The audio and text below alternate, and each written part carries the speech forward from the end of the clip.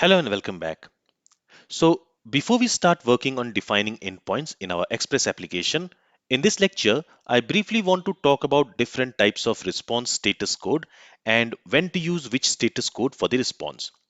Understanding the status code and when to use it is very important because as a backend developer, we are the one responsible for defining the response for a request and what should be the status code for that response. Remember that by default, if we don't set the status code for a response, by default, it will always be 200. Now, a proper status code can tell a lot about the response, like whether the request was successful or not, and what action might have been performed on the server. So in this lecture, let's briefly talk about the response status codes and what are the common status codes which we are mostly going to use while developing a web API application. So what are the HTTP response status codes? So the HTTP response status codes are three-digit number issued by a web server in response to a client's request.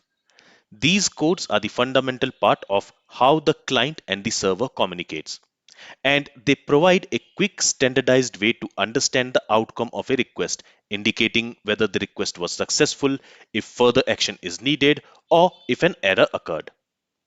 The first digit of the status code defines the general class of the response, while the last two digit provides a more specific meaning. So based on the first digit of the response status code, we can divide the status code into multiple categories. So the response status code starting with 1, these are informational responses. Any response status code starting with 1, it tells that the request has been received by the server and the server is continuing the process. This type of status code are basically provisional responses indicating the client should wait for a final response. So the final response has not been sent by the server yet, so the client has to wait for the final response. Then we have status code starting with 2. So 200, 201, 203, etc. So any status code which is starting with digit 2, it means a successful response.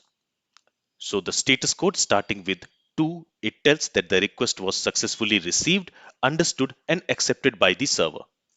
And this is the ideal outcome for most of the requests. Whenever we receive a request from the client, if the request was processed successfully and a proper response is sent by the server to the client, at that time the response status code should start with 2.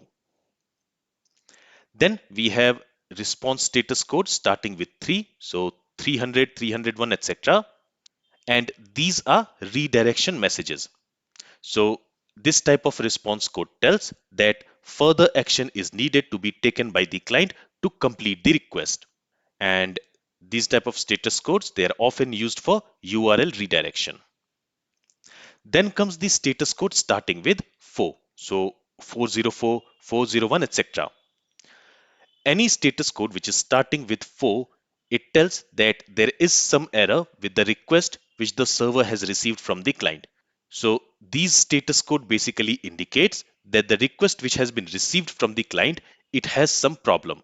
Either the request was malformed or the request has incorrect syntax or it lacks the necessary permission.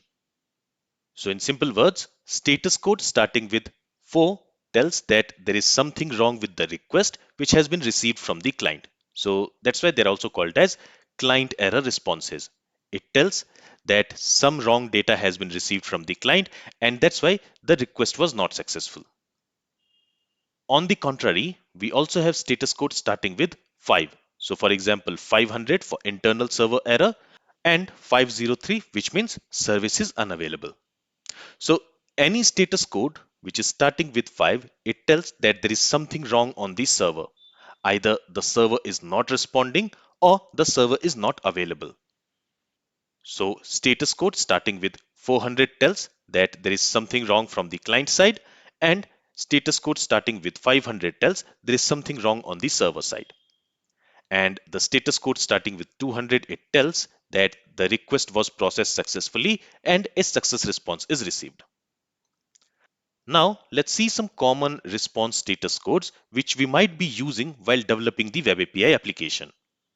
Now, we are not going to use any status code which is going to start with 1, But there are few status codes which we are going to use, which is going to start with 2. So for example, we have status code 200, which stands for OK. So this status code tells that the request has succeeded, and this is also the most common status code, and it signifies that everything is working as expected. For example, when you have successfully loaded a web page, your browser receives a 200 OK response. And whenever we make a GET request to fetch some data from the web API, and if the server has sent that data successfully, at that time also we set the response status code to 200. Then we have 201, which means something has been created on the server. So the status code 201 tells that the request has been fulfilled, and as a result, new resource has been created on the server. This type of status code we send with the response when we have received a post request on the server to create a new resource. For example, to create a new user or to create a new product. So generally for the post request, when we handle a post request on the server, and if that request was successfully processed, that means a resource is successfully created, in the response, we set the status code as 201. Then we have 204, which stands for no content. So this tells that the server has successfully processed the request, but there is no content to return in the response body. This type of status code we send with the response which we have processed for a delete request. So when we receive a delete request on the server to remove a resource from the server, and if that request is processed successfully, then the server can respond with 204 status code to indicate that the deletion was successful without needing to send back a message body. Then we have status code starting with 300, so 301 and 302. The status code 301 means that the resource has been moved permanently.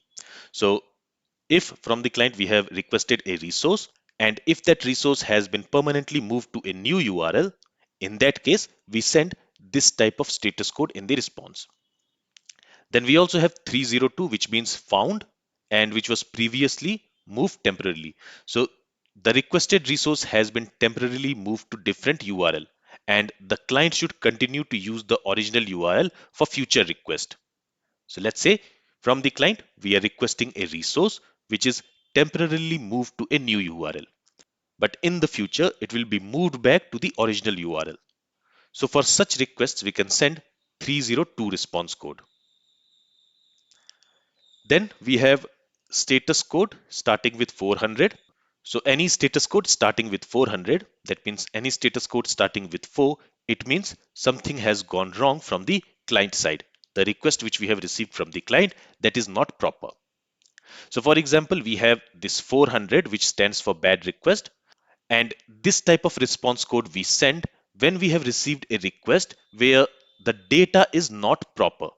So for example, a client sends a post request to an API with a JSON body that has a syntax error. In that case, the request body which we have received with the request, that is not in proper format. There is something wrong with the syntax in the JSON data. So for such request, we will send a response where the status code will be 400, which will tell the client that there is something wrong with the data which we have received with the request. Then we have 401 unauthorized. So let's say from the client is making a request to access a resource which is protected, which can only be accessed by an authorized user, a logged in user. But if a non-logged in user is trying to access that resource, in that case, that resource should not be accessible, and the server should send a response to the client saying that the resource which the client is trying to access, it is unauthorized. For that, we send this 401 status code in the response. Then we have 403 forbidden. Forbidden means that even though an authenticated user is trying to access a resource, but that authenticated user does not have permission to access that resource. In that case, we send 403 response, telling the client that even though the user is authenticated, he does not have permission to access that resource. And then we have 404 not found, which means that if the client is trying to access a resource which is not defined on the server, which is not available, In that case, we send 404 not found response status code. Then we also have status code starting with 500, which stands for server errors. So for example, we have this status code 500, which stands for internal server error. This status code we send with the response when something has gone wrong on the server and we want to specify a generic error message to the client. In such cases, we can send this 500 internal server error. So for example, an application on the server has crashed or encountered a programming error while trying to fulfill a request. At that time, since the problem has occurred in the web application which is running on the server, in such case, we can send this 500 internal server error response to the client telling that something has gone wrong on the server. And then we have this 503, which means service is unavailable. So this response code we send when the server is temporarily unable to handle the request because it is already overloaded or it is down for maintenance. So these are some common HTTP response status codes which we might be using in our web API application. So here I just wanted to give you a brief overview of what each of these status code means and when we can use them. And with this, now we are ready to start working on our web API application, which we are creating using ExpressJS. And from there, when we are going to send a response to the client, there we can set a status code for that response based on what we have learned in this lecture. So this is all from this lecture. If you have any questions from this lecture, then feel free to ask it. Thank you for listening and have a great day.